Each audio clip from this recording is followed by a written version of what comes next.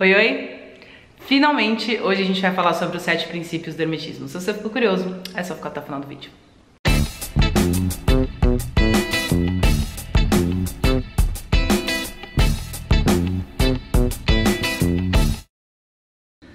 Bom, em primeiríssimo lugar, feliz ano novo, né? A gente já passou do dia 20 de março, significa que o ano novo astrológico já começou.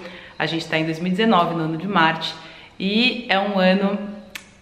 É o ano do guerreiro, né? É um ano de fazer acontecer, é um ano que pode trazer também algumas complicações, algumas confusões, algumas guerras, algumas brigas, mas é um ano de muita ação e de muita coisa se realizar e se fazer acontecer.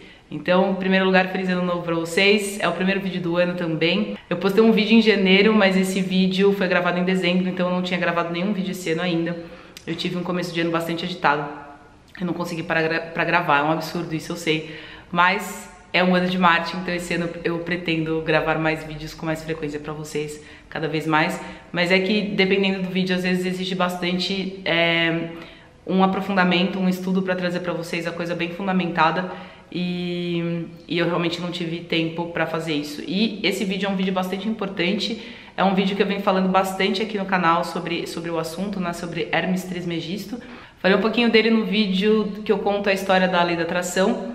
E vou falar dele de novo rapidamente, só para vocês saberem mais ou menos quem é esta pessoa que influencia tanto as bases de tudo que a gente conhece, de tudo que foi...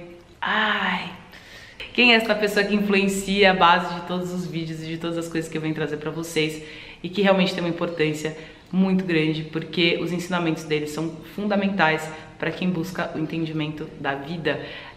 O Hermes Trismegisto, na verdade, ele foi rebatizado, né? Ele foi batizado pelos gregos com esse nome. Hermes Trismegisto significa, na verdade, Trismegisto significa 3 vezes grande, né? Mas ele era conhecido como deus Tote no Egito, era considerado o deus da sabedoria, era o deus que vinha trazer a sabedoria aos homens. Então, era um conhecimento muito restrito, hermético, como o próprio nome diz, né? Era muito fechado. O conhecimento era passado apenas dos lábios aos ouvidos. Teoricamente nada era escrito. Porém, pela lenda, pela história, diz que houve aí 42 livros escritos pelo próprio Hermes, talvez, ou talvez pelos seus sacerdotes, mas teriam ficado aí registrados 42 livros. Pelo que eu sei da história, tá? Em alguns artigos a gente vê uns números um pouco diferentes, mas é mais ou menos isso. Tinham tratados de medicina, tinham, enfim, alguns assuntos dentro desses livros. E esses livros foram todos queimados no tempo das dinastias, onde haviam aqueles impérios em que os territórios eram conquistados o tempo todo, né? E os povos invadiam, enfim, e tentavam, era aquele período de conquista, de luta, e muita coisa foi destruída do conhecimento egípcio, que é uma pena, porque realmente sobrou muito pouca coisa. Foram os gregos que reuniram aí mais ou menos 18 livros depois desses tratados todos que foram destruídos.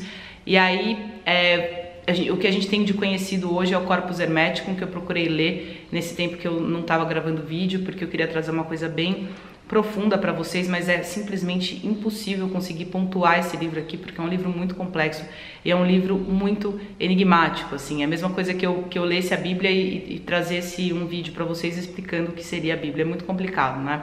Tem uma série de formas de você interpretar aquelas informações. E quem fez isso muito bem foram os 3 iniciados, teoricamente, que se lançaram assim ou se nomearam assim para assinar o livro do Kaibalho, que foi escrito mais ou menos acho que em 1908, se não me engano, onde traz as informações compiladas, vamos dizer assim, do Corpus Hermeticum. É como se eles tivessem entendido a mensagem e tivessem resumido isso para um entendimento um pouco mais claro, né? E aí tem a Tábua de Esmeraldas, como eu já falei para vocês também, que é um outro registro desse conhecimento hermético, e no Kybalion basicamente se fala dos 7 princípios herméticos, e é deles que a gente vai falar hoje. São teoricamente as 7 leis universais, os 7 princípios da vida, e todos eles juntos eles têm um ciclo, né, um círculo harmônico, onde tudo se explica teoricamente, né? E a gente foi descobrindo com o tempo, com a ciência, que todos esses princípios e essas verdades, essas leis, elas fazem muito sentido, porque tudo isso foi comprovado, né? A gente pode observar isso. Então, como é que a gente pode usar os princípios na nossa vida para entender como funciona, até para ter algum tipo de de domínio sobre as coisas que acontecem na nossa vida, né? Porque a gente se sente muito à mercê, né? Se sente muito vítima do destino, entre aspas, ou da própria vida, ou da aleatoriedade, como muitos acreditam. E os 7 princípios é como se fosse um regulamento, vamos dizer assim, da vida, né? Da ordem da vida, da harmonia da vida. Então, lembrando que assim, o hermetismo não é uma religião, é só uma doutrina filosófica, né? E ela foi levada para muitas ordens e muitas seitas secretas durante muitos anos, principalmente nos períodos de perseguição, né? Então, essas ordens, essas seitas, a gente conhece algumas como a maçonaria, a Rosa Cruz, como eu já falei para vocês, Cavaleiros Templários, entre outras ordens e seitas aí que foram resistindo, né, durante o tempo, durante todas as perseguições e tudo mais, que conseguiram de alguma forma manter esse conhecimento, né? Isso está sendo passado assim para uma maioria de pessoas, acho que mais agora, né? Assim, quem tinha acesso a esse conhecimento é realmente pessoas que estavam com acesso a essas ordens, essas seitas. Era preciso ser iniciado em algumas delas, né? Porque teoricamente não é qualquer pessoa que pode ter acesso a esse tipo de conhecimento, porque é um conhecimento realmente muito valioso, e eles tinham uma filosofia de não dar pérolas aos porcos, vamos dizer assim, dai a carne aos homens e o leite às crianças, né? Então, é mais ou menos por aí, só essa introdução, só para vocês entenderem mais ou menos. Não se sabe exatamente se o Hermes Trismegisto era uma pessoa, ou se eram vários sacerdotes ou várias pessoas que tinham essa nomenclatura, né, como o deus da sabedoria, tipo, o mensageiro dos deuses e tudo mais, porque a história é muito antiga, né? A gente tá falando aí de, acho que mais ou menos, se não me engano, entre 1700 a 2600 anos antes de Cristo, né? Então é muito antigo mesmo. Dizem que ele pode ter sido também um herdeiro aí, tipo o último dos Atlantes, né? Que veio de uma outra civilização que também teoricamente existiu e teoricamente desapareceu. Então são muitas... É muito difícil saber exatamente a história do Hermes Trismegisto, como foi que aconteceu na época. A gente tem alguns registros, mas muita coisa foi destruída. Então, eu acho que o principal, pelo menos a mensagem principal, vamos dizer assim, ficou pra gente. E o nosso objetivo aqui é tentar entender um pouco esses princípios, porque eles são um pouco enigmáticos, né? Bom, então vamos lá. Então são 7 princípios, como eu falei. O primeiro princípio é o princípio do mentalismo. E aí eu vou repetir as frases principais, né, que iniciam o conceito, o contexto, a explicação de cada princípio. Então são frases fundamentais, assim, e para que vocês entendam mais ou menos do que a gente está falando, né? Então assim, eu vou me basear pelo Kaibalho, né, onde ele cita esses 7 princípios e fala pontualmente o que significa cada um, de uma forma um pouco abrangente, não é muito detalhada, mas para a gente ter uma ideia do que significam todas essas frases enigmáticas. Então vou ler para vocês a primeira delas, que a gente vai começar com o princípio do mentalismo. O princípio do mentalismo é o seguinte: o todo é mente, o universo é mental. Então essa é a primeira frase do princípio do mentalismo, onde fala que tudo no universo é mente, que na verdade o universo seria uma grande mente, que tudo existe dentro dessa grande mente. Tentando elaborar um pouco essa frase, tentando entender um pouco o que significa, teoricamente, na concepção que eles tinham aí, e eles, eu digo, sei lá, os iniciados, as pessoas que estudavam os conceitos do hermetismo, né?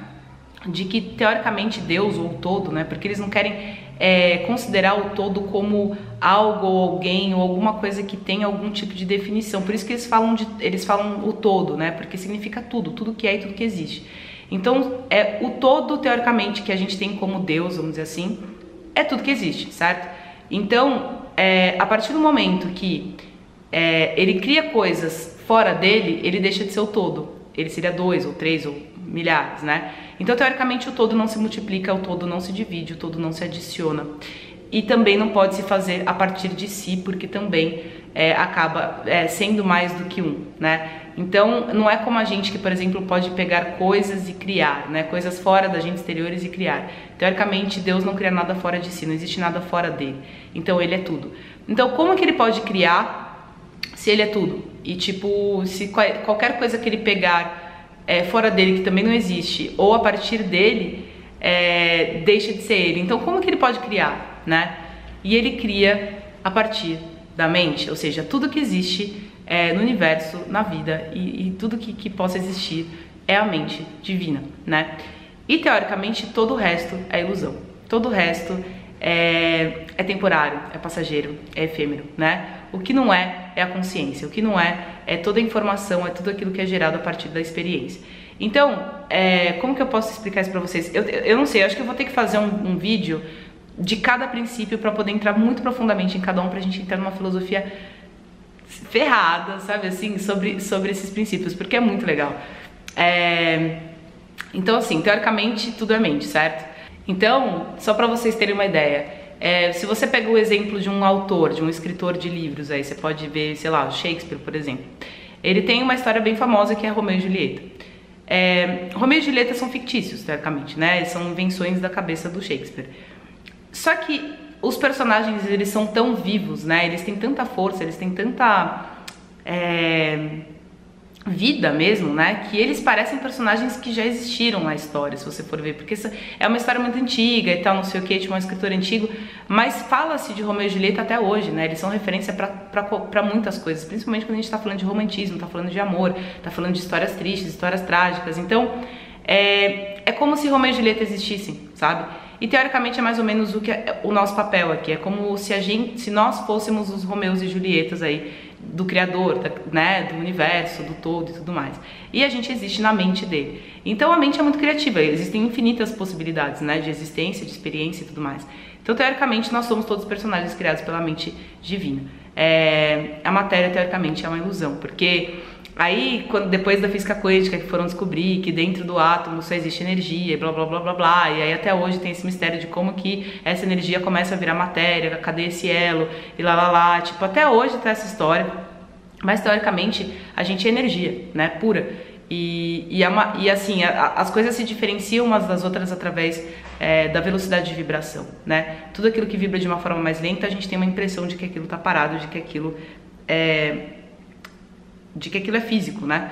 E quanto mais rápida a vibração, mais a gente está próximo do estado da luz, enfim, e tudo mais.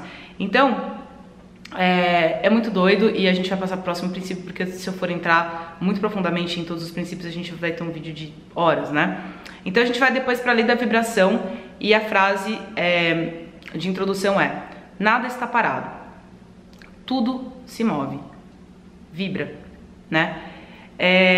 Então, como eu tava falando, teoricamente a matéria é energia em delay, né? Energia tipo no passado, vamos dizer assim. É como se a realidade que a gente entende que é a nossa, que é a matéria, é como se ela fosse o passado de uma mente que já criou. Porque teoricamente nada existe sem antes alguém ter pensado ou imaginado ou criado na sua mente para que aquilo existisse, né? A gente não tem nem como acreditar num sistema de aleatoriedade na natureza, no universo e tudo mais, porque cara, não tem como isso se sustentar sozinho, sem ter algum tipo de inteligência por trás, né? Tipo, é muito óbvio isso. Qualquer pessoa, assim, os maiores gênios sabiam disso, né? Tipo, Einstein falava sobre isso, Newton falava sobre isso. Sabe? Assim, seria impossível, né? Então, o que acontece?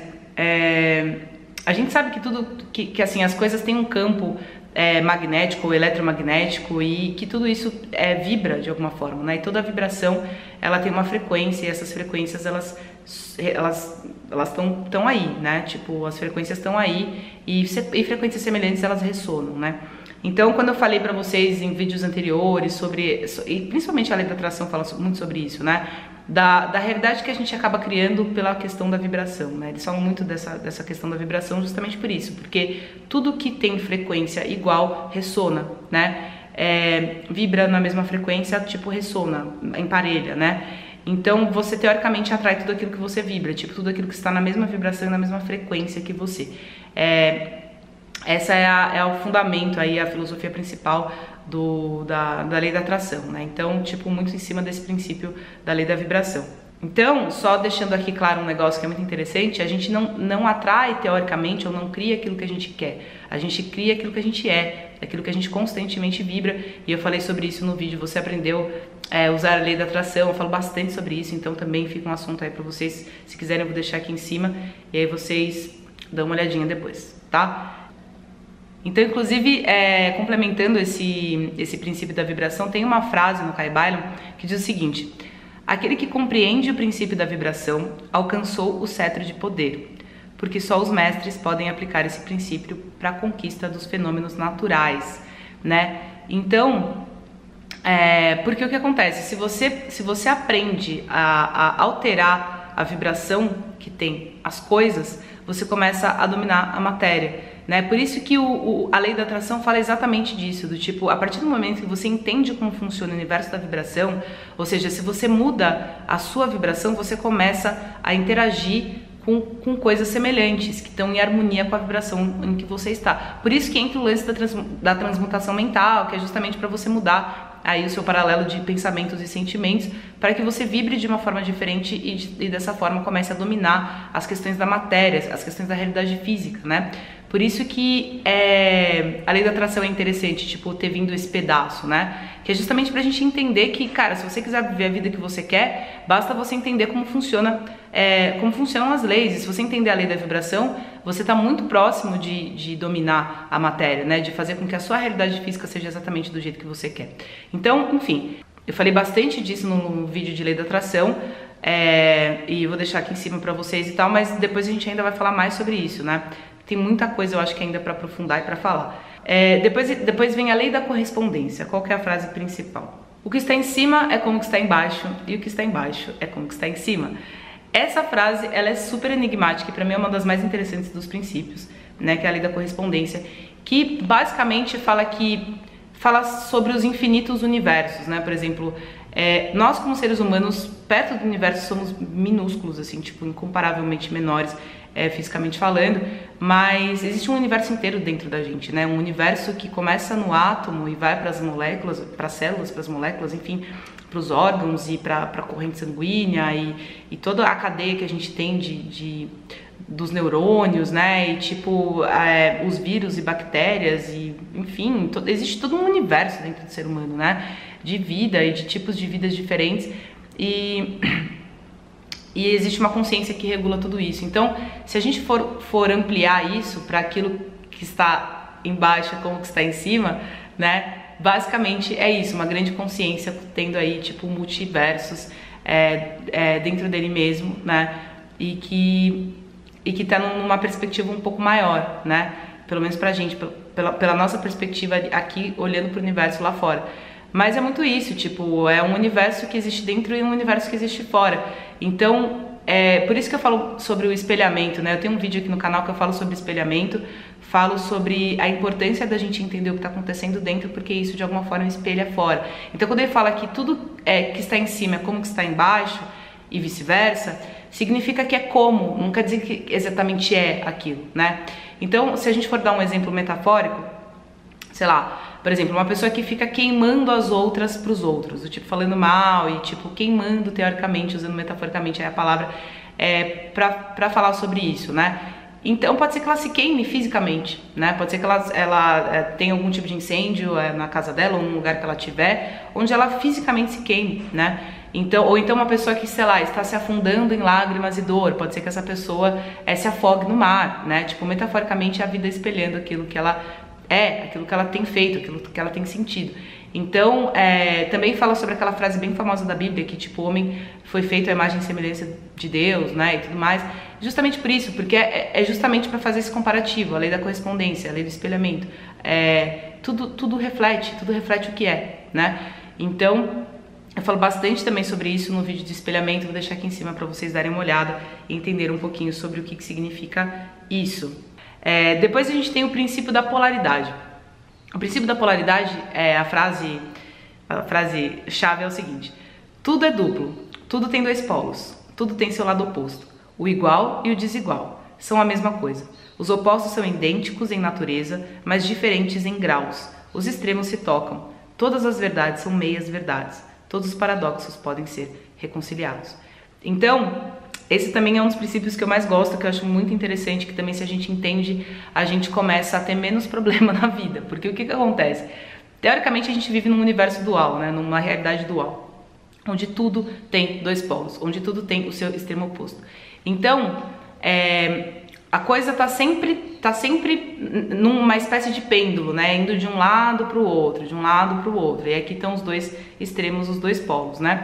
Então a gente tem aí no universo dual, tipo, tudo, né? Então, o dia e a noite, a luz e a sombra, enfim, tudo aquilo que a gente sabe que é dual, né? Principalmente a gente vê o yin e o yang representando essa dualidade, né? Então nada é absoluto nem de um lado nem de outro, porque teoricamente essas duas coisas, esses dois opostos, eles são a mesma coisa. Então, por exemplo, quando a gente está falando de amor e está falando de ódio, são dois extremos de um mesmo sentimento. Eles só se diferem em graus. Por isso que as pessoas falam que o amor está muito próximo do ódio, né? Porque teoricamente são os graus que diferenciam um polo e o outro. Então é muito fácil você odiar e amar essa pessoa ao mesmo tempo, porque é o mesmo sentimento. Então por isso que a gente não pode abraçar nenhum oposto, né? Porque quando você abraça um lado, você está ignorando o outro. Só que eles são a mesma coisa, eles só se diferenciam em graus. É igual calor e frio, né? Tipo, existe, sei lá, tipo um grau muito alto de calor aqui e um grau muito baixo de frio aqui, né? A gente tá falando da mesma coisa, né? De calor e da ausência de calor. Mas o que define quando tá calor e quando tá frio? Quem sente, né? Tipo, quem tá ali no meio. Tipo, não existe nenhum grau na escala que fale, não, a partir desse grau aqui a gente considera frio, a partir desse grau aqui a gente considera calor. Não, depende de quem sente, depende do ambiente, é relativo, né? Aquilo que está sendo medido. Então, assim, esse princípio da polaridade, para a gente encaixar na nossa vida, o que eu acho mais interessante de trazer aqui nesse vídeo, que é um vídeo mais resumido, é o seguinte, que quando a gente se polariza, ou seja, quando a gente escolhe um lado, quando a gente escolhe um extremo, a gente se torna extremista, a gente começa a se limitar como ser humano, a gente começa a se limitar em todos os sentidos, né? A gente começa a ter uma atitude, uma postura ignorante, porque o que acontece? Você está ignorando o outro lado, é como se o outro lado não existisse, mas o outro lado existe, né? Então, eu vou dar um exemplo metafórico aqui, por exemplo, a noite e o dia, né? Então, tem pessoas que preferem caminhar no Vale das Sombras, no Vale da Noite e esquecer que existe a luz do dia, né? E tem gente que quer caminhar só na luz do dia e esquecer que existe a penumbra da noite, né? Essa parte mais solitária, mais escura, mais obscura, onde a gente não enxerga tudo o que está acontecendo à nossa volta. Então, são processos do ciclo do dia e da noite e que é infinito, né? Tipo, é sempre assim, sempre vai ser assim. A gente nunca vai ter só dia nem só noite, a gente vai estar sempre variando entre os graus. E os horários do nosso dia, entre aspas, seriam esses graus, né? Então, por que não é bom a gente se polarizar, né? Porque é aquela coisa, até pelo exemplo que eu dou, por exemplo, da depressão e da ansiedade, né? Tipo, a depressão é aquela coisa que caminha mais pro vale da noite, a ansiedade caminha mais pro vale do dia, essa ansiedade pelo futuro, pelas coisas boas. E quando você tem um desses dois distúrbios, significa que você tá caminhando em um dos dois polos, né? Tipo, ou você tá no dia, muito no dia, ou você tá muito na noite, né? Então a gente precisa lembrar que o importante, o ideal, teoricamente, seria a gente caminhar nesse caminho do meio, né? Tipo, de repente caminhar ao meio-dia ou caminhar às 6 da tarde, porque você tá entre a manhã e a noite, né? Você tá sempre entre a noite e a manhã. Então você tá vendo os dois lados. Você tá vendo o dia ir embora e a noite chegar. Você tá no meio do caminho, né? Então, o caminho da neutralidade, que é o ponto de neutralidade que inclusive os hermetistas usam muito, justamente para ter mais equilíbrio na vida, né? Porque a partir do momento que você se polariza, você se cega. Você tem que sempre considerar os dois lados da coisa, né? E quanto menos pro extremo você vai, menos a compensação vai pro outro lado. Porque depois, agora a gente vai falar um pouco do princípio do ritmo. Qual que é a frase do princípio do ritmo? Tudo tem fluxo e refluxo. Tudo tem suas marés. Tudo sobe e desce. Tudo se manifesta por oscilações compensadas. A medida do movimento à direita é a medida do movimento à esquerda. O ritmo é a compensação. E o que isso significa, né? Que, como eu estava falando para vocês, a gente tem os polos e dentre esses polos tem o ritmo, tem a compensação, né? Então, por exemplo, se você vai muito pro lado de cá, a mesma força que quando soltar, né? Quando você soltar do extremo, ele vai vir com a mesma força pro lado de cá. Então, se você puxa devagar, ele vai voltar devagar. Se você puxa rápido, ele volta rápido, né? Essa compensação, essa lei da compensação fala muito sobre mais ou menos sobre a causa e efeito, né? Tipo, na verdade a gente vai entrar depois, acho que nela, né? Vai entrar depois na causa e efeito. Mas assim, querendo dizer o seguinte, a mesma força que você coloca pra alguma coisa na sua vida, isso vai voltar pro outro oposto da mesma forma e com a mesma intensidade. É igual quando você joga uma bolinha de tênis na parede. Se você jogar ela com muita força, ela vai voltar com a mesma força pra você, né? Então a lei da compensação e a lei do ritmo, que é o tempo que as coisas levam, onde eu falo pra vocês da lei da gestação, que teoricamente seria uma sub-lei, vamos dizer assim, dentro da lei dos ritmos, que é justamente isso, é o tempo que as coisas levam pra acontecer. Eu já dei esse exemplo várias vezes pra vocês em outros vídeos, falando, tipo, pô, pra uma árvore crescer, é preciso você, né, plantar uma semente, esperar um tempo, precisa ser regado, precisa... Igual uma criança também para se desenvolver na barriga da mãe, enfim, tudo tem o seu tempo, né? Tem um tempo exato para que as coisas aconteçam. Então, não exato, mas assim, precisa de um tempo para as coisas acontecerem. Então, dentro dessa harmonia da vida aí que a gente não entende muito bem como funciona, mas existe uma inteligência que regula o tempo das coisas, porque é impressionante como existe uma harmonia em tudo, né? Então, assim, o princípio do ritmo é justamente isso, assim, tomar cuidado com a força que você coloca nas coisas, né? Principalmente quando você tá extremista, quando você tá indo para algum extremo, porque isso vai voltar para você na mesma intensidade, tá? E depois a gente fala, que eu falei para vocês que os hermetistas usam esse princípio, um princípio também que seria uma sublei, um subprincípio. Esse subprincípio ou sublei, né?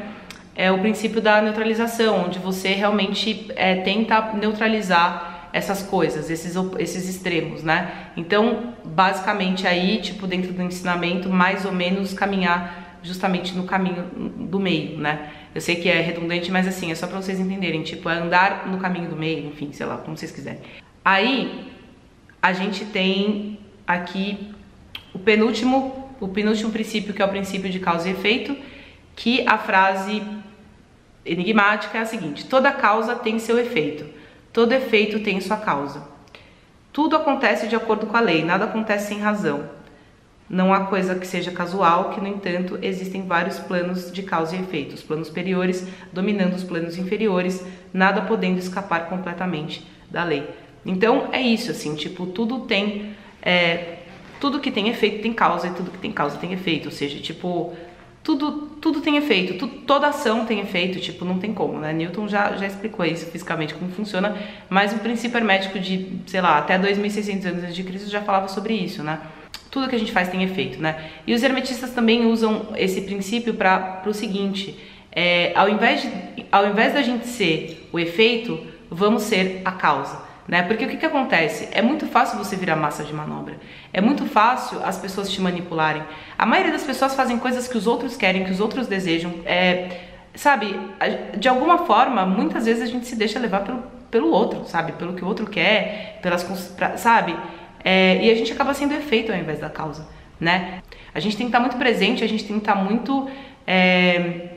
consciente, justamente pra gente não cair nessa armadilha de ser efeito dos outros, e sim os causadores, né? Tá sempre realmente muito presente nas próprias ações e no que acontece à nossa volta, né? Tá sempre muito alerta, observando, pra justamente não virar efeito de ninguém, né? Das intenções de ninguém, e simplesmente aprender a colocar as nossas causas no mundo para que a gente crie os efeitos que a gente quer. Então tem isso. E aí, por último, tem o princípio do gênero, que fala o seguinte, a frase enigmática é: o gênero está em tudo. Tudo tem seu princípio masculino e o seu princípio feminino. O gênero se manifesta em todos os planos. Isso significa que tudo tem o seu princípio masculino e feminino. Todas as coisas, inclusive os homens, inclusive as mulheres, carregam os dois princípios dentro de si, né? Então tem muita gente que confunde, fala, não, porque se a mulher está separada no gênero feminino e o homem no masculino, significa que eles já estão separados em gênero. Não, todo homem, toda mulher carrega os dois princípios dentro de si, né? E esse princípio, ele tá em tudo, que é muito engraçado, porque, por exemplo, se a gente usar uma coisa metafórica aqui para explicar para vocês, vamos supor que eu tenho uma ideia, e aí eu chego para fulano e falo, olha, fulano, você já pensou em tá? Ó, cuidado, hein, que eu acho que fulano tá te enganando.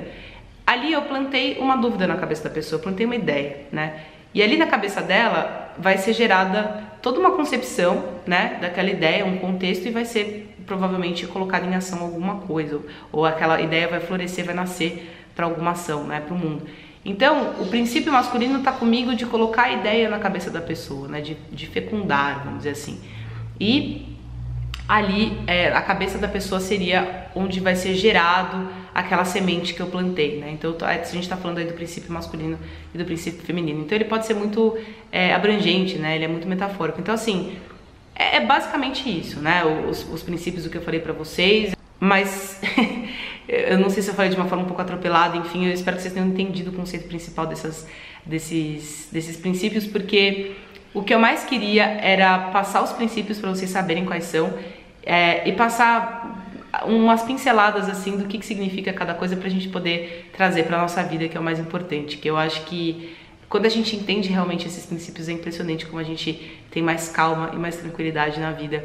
A gente consegue lidar com as coisas de uma melhor forma, a gente começa a enxergar as coisas de uma forma diferente, de uma forma um pouco mais neutra. A gente não se atém, não se apega às coisas de uma forma pessoal, a gente começa a entender a vida como ela é, a gente para de julgar as pessoas e as atitudes das pessoas, a gente começa a entender as coisas, sabe? E observar, enfim, a gente começa a ter uma clareza e começa a caminhar para a sabedoria, né? Então é muito legal entender esses princípios, é muito legal mergulhar em cada um deles e usar esses princípios na nossa vida, porque traz muito benefício. Eu aprendi muita coisa com isso. Hoje eu vejo a vida completamente diferente e eu quero muito passar isso pra frente. Eu quero muito que vocês tenham essa mesma experiência que eu tive, sabe? De justamente entender um pouquinho do que é esse princípio, né? Porque eu não sei se a gente consegue entender tudo, porque é tão grande a forma e as formas de se entender isso. Mas quando a gente tem minimamente uma clareza sobre esses princípios, parece que uma luz realmente se acende, né? Eles falam no começo do livro do Caibalion, eles falam o seguinte, como é que é? Eles falam o seguinte, ó: os princípios da verdade são 7. Aquele que os conhece perfeitamente possui a chave mágica com a qual todas as portas do templo podem ser abertas completamente. Então, é muito isso, sabe? A partir do momento que você tem essas 7 chaves aqui, muita coisa se abre, muita coisa... Cara, é um novo universo, é uma nova vida, tipo, é uma nova forma de enxergar tudo. Então eu aconselho que vocês mergulhem também nesse conhecimento, que vocês leiam o Caibalion, é um livro curto, é um livro de 100 páginas. Ele é um pouco enigmático, mas ele é de fácil compreensão, muito mais do que o Corpus Hermético, né? Entre outros textos escritos, outras coisas que tem por aí pra gente pesquisar, mas se aprofundem de alguma forma, né? Tipo, vão atrás desse tipo de conhecimento, vocês vão ver como vai mudar a vida de vocês, a visão de vocês, como as coisas vão ficar um pouco mais claras, um pouco mais fáceis de lidar, né? E principalmente para lidar com as questões de vocês mesmos, né? As questões internas, os medos, os traumas, e tudo aquilo que começa a partir da gente, né? A partir do pensamento e que vira um inferno do lado de fora, justamente por ser pensamentos e sentimentos desordenados, alinhados, inconscientes, né? Onde a gente acaba se perdendo justamente porque isso vai se materializar e vai se manifestar na realidade de alguma forma. Então a gente precisa ser um pouco mais vigilante, prestar atenção no que a gente faz, no que a gente pensa, no que a gente sente, porque tudo isso tem consequência, a lei da causa e efeito, entre todas as outras que eu falei pra vocês, que se complementam e entram num ciclo. É como se, assim só pra fechar, imagina que, assim, vamos dizer, Deus, o universo criou um jogo e o jogo tem 7 regras. Então, assim, se essa vida tem regra, essas são as 7 regras que a gente já observou aí por muitos anos e elas continuam em pé. É muito isso. Então, se você entender a regra do jogo, você consegue viver a vida plenamente, consegue vencer no sentido de conseguir realizar e viver aquilo que você mais deseja. Que esse desejo, pra mim, vem do todo, né? Tudo que vem da gente, que vem na gente, vem do todo. É tipo uma manifestação. A gente é uma manifestação do todo de diversas formas diferentes. Então é isso, fica aí essa coisa meio enigmática também pra vocês aí no final, pra vocês pensarem, refletirem. Se vocês gostaram do vídeo, deixa seu like, comenta o que você achou, o que esse vídeo trouxe pra você. Se você gostou muito, compartilha, né, com outras pessoas que gostam desse tipo de conhecimento, que, puta, vai levantar uma janelinha aí pra elas, vai, né, cair uma ficha, enfim. E assina o canal também, se você tá gostando do conteúdo, se inscreve no canal pra ajudar a crescer e tudo mais. E é isso, tá bom? Faça tudo isso, um beijo grande e até o próximo vídeo.